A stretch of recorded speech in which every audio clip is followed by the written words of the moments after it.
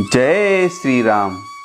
प्रिय मित्र हो, आज हम आपको जीवन में सफलता के लिए रामायण के एक अध्याय का श्रवण करा रहे हैं, जो सुनने मात्र से आपके जीवन में सुख संपत्ति और धन की प्राप्ति होगी। तो चलिए अध्याय को प्रारंभ करते हैं। इस वीडियो को पूरा अंत तक देखें।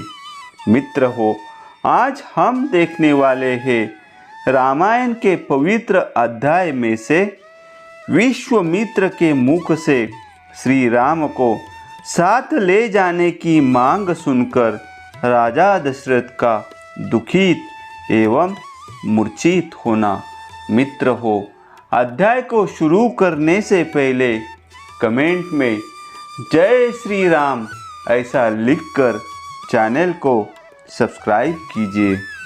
मित्र हो, नृपश्रेष्ठ महाराज दशरथ का यह अद्भुत विस्तार से युक्त वचन सुनकर महातेजस्वी विश्वामित्र पुलकित हो उठे और इस प्रकार बोले, राजसिंह, ये बातें आपको ही योग्य है। इस पृथ्वी पर दूसरे के मुख से ऐसे उदार वचन निकलने की संभावना नहीं है। क्यों न हो, आप महान कुल में उत्पन्न है और वशिष्ठ जैसे ब्रह्मर्षि आपके उपदेशक है।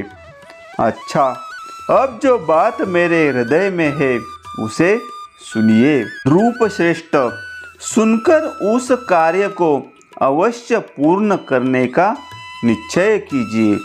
आपने मेरा कार्य सिद्ध करने की प्रतिज्ञा की है। इस प्रतिज्ञा को सत्य कर दिखाइए।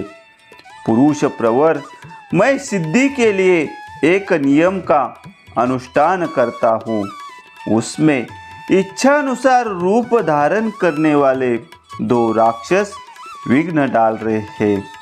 मेरे इस नियम का अधिकांश कार्य पूर्ण हो चुका है। अब उसकी समाप्ति के समय वे दो राक्षस आदम के हैं। उनके नाम है मारीच और सुबाहु। वे दोनों बलवान और सुशिक्षित हैं। उन्होंने मेरी यज्ञ वेदी पर रक्त और मांस की वर्षा कर दी है। इस प्रकार उस समाप्त प्राय नियम में विघ्न पड़ जाने के कारण मेरा परिश्रम व्यर्थ गया और मैं उत्साहहीन होकर उस स्थान से चला आया। पृथ्वीनाथ, उनके ऊपर अपने क्रोध का प्रयोग करूं, उन्हें शाप दे दूं, ऐसा विचार मेरे मन में नहीं आता है, क्योंकि वह नियम ही ऐसा है जिसको आरंभ कर देने पर किसी को शाप नहीं दिया जाता। अतः नृपश्रेष्ठ, आप अपने काकपक्षधारी सत्य पराक्रमी शूरवीर ज्येष्ठ पुत्र श्री राम को मुझे दे दे। ये मुझसे सुरक्षित रहकर अपने दिव्य तेज से उन विघ्नकारी राक्षसों का नाश करने में समर्थ है। मैं इन्हें अनेक प्रकार का श्रेय प्रदान करूंगा, इसमें संशय नहीं है। उस श्रेय को पाकर ये तीनों लोकों में विख्यात होंगे। श्री राम के सामने आकर वे दोनों राक्षस किसी तरह ठहर नहीं सकते।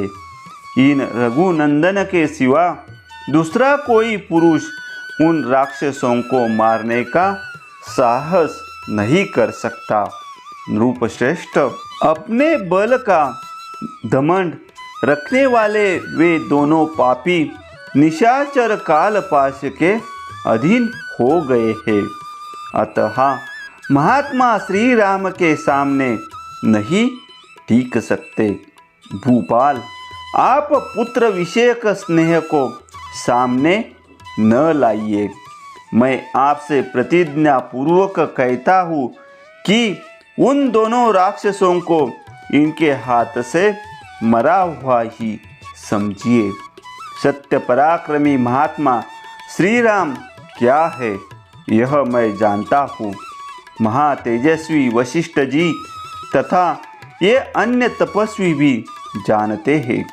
राजेंद्र, यदि आप इस भूमंडल में धर्म लाभ और उत्तम यश को स्थिर रखना चाहते हो तो श्री राम को मुझे दे दीजिए। कुकुस्त नंदन, यदि वशिष्ठ आदि आपके सभी मंत्री आपको अनुमति दे तो आप श्री राम को मेरे साथ विदा कर दीजिए। मुझे राम को ले जाना अभिष्ट है। ये भी बड़े होने का कारण अब आसक्ति रहित हो गए हैं।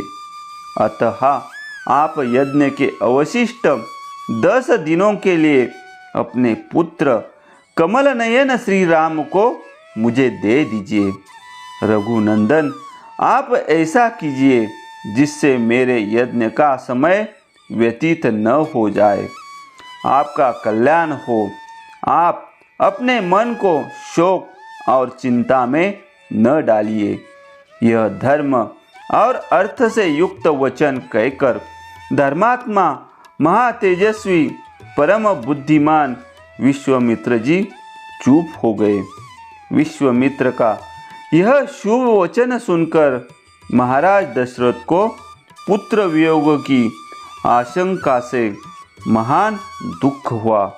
वे उससे पीड़ित हो सहसा कांप उठे और बेहोश हो गए।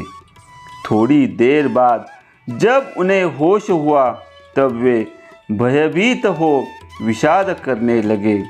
विश्वामित्र मुनि का वचन राजा के हृदय और मन को विदीर्ण करने वाला था।